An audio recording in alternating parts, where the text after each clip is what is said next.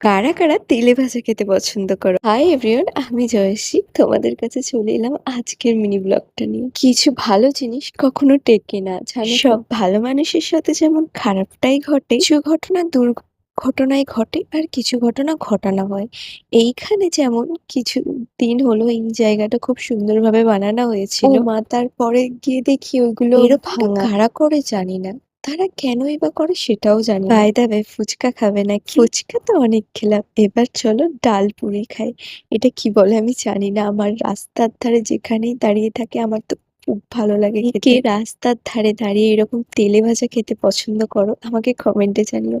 আমার তো হেব্বি লাগে, কার কি লাগলো না লাগলো আমার দেখার দরকার নেই। ছোট কিছুতেই খুশি, যেমন এই রাস্তার ধারে দাঁড়িয়ে এরকম স্ট্রিট ফুড, আইসক্রিম দোকানে কর্নেটো ছেড়ে 5 টাকা দামের 25 টাকা দামের গোলাপ ফুল ছেড়ে 10 টাকা দামের গাঁদা ফুল, আবার